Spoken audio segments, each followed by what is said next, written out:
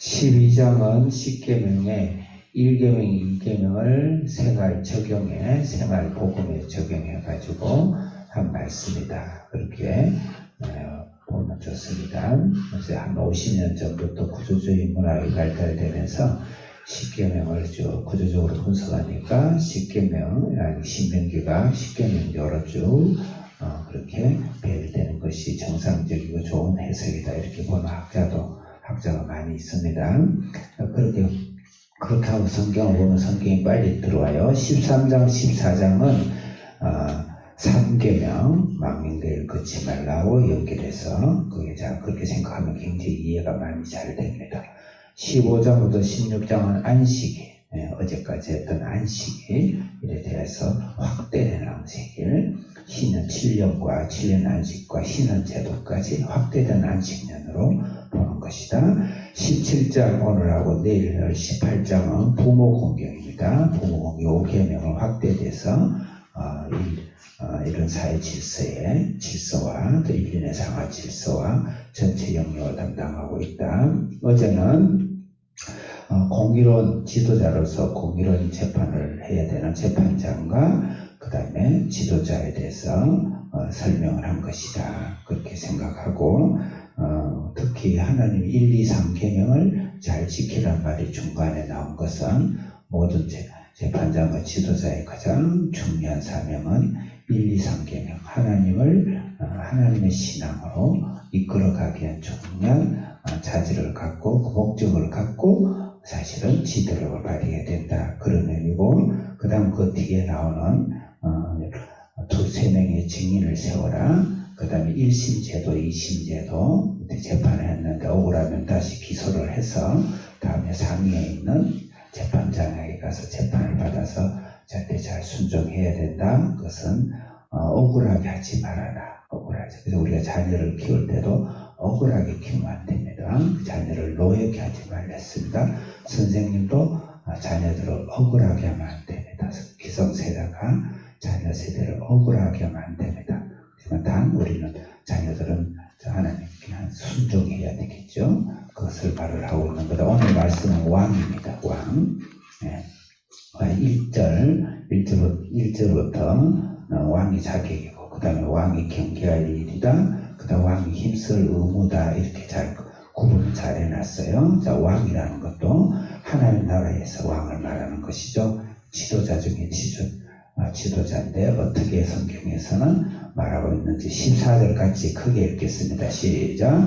네가 내 하나님 여호와께서 네게 주시는 땅에 이르러 그 땅을 차지하고 거주할 때 만일 우리도 우리 주위의 모든 민족들 같이 우리의 왕을 세우겠다 생각이 나거든. 첫째, 네게 주시는 땅에 이르는 내 땅을 차지하고 거주할 때 하나님의 나라죠.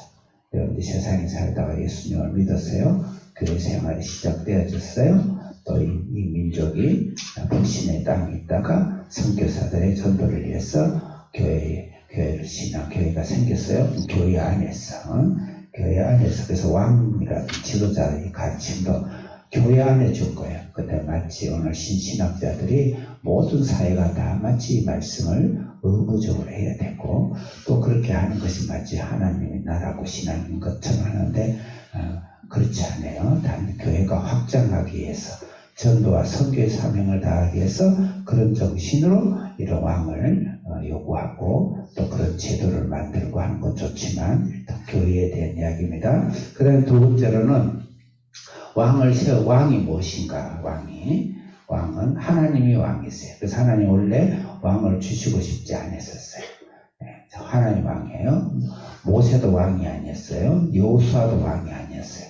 사사들도 왕이 아니었었어요. 왕은 하나님이 왕이에요. 하나님이 모든 통치하시고 인간에게 맡겼지만 직접 통치하시고 지휘하신 분은 하나님이기 때문에 하나님을 떠난 왕은 그 왕이 아닌 거예요. 두 번째로는 성도가 왕이라고 그랬어요. 너희는 왕 같은 제사장이다. 그럼 너희가 왕이고 너희가 제사장이다. 그 내가 왕이에요. 여러분 인생에서 하나님 다시는 받고 하나님 대신해서 이 세상의 왕 같은 사명을 감당하는 거예요. 우리 정치의 하나님을, 정치의 왕을 너무 의지하지 마세요. 누가 왕이 되면 우리나라 나라가 잘 살겠지?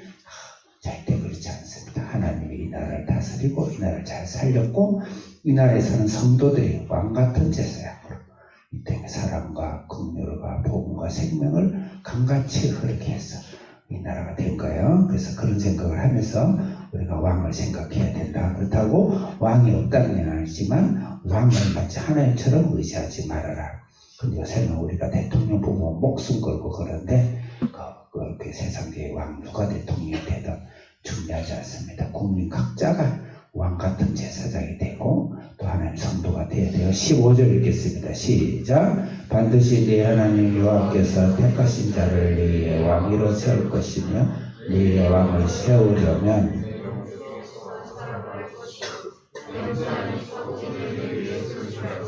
하나님이 택하신 자를 세워야 된다. 그러니까 교회 성도 안에서 또 지도자가 하나님의 기름 부은 자를 하나님이 택하신 자. 이 택하신 자를 가장 중요한 건 내 형제 중에 세워야 된다 그랬어요. 이 말은 반드시 교회 안에서 지도자를 세울 때도 형제라면 진짜 신앙다운 신앙인을 세워야 돼요. 교회에서도 지도자를 세우다 보면 목사가 돼서 잘해요. 목사의 학벌이 그리 좋지 않아요. 서울대를 나온 것도 아니고 외국 유학을 풀로 신학을 나온 것도 아니에요. 만약에 목사님 같은 경우에 일반 교회에 원서 넣으면 목사는 10군데 다 떨어질 거예요. 그렇죠. 목사님이 교회를 개척해서 그런 교회는 내가 만들 수가 있겠죠.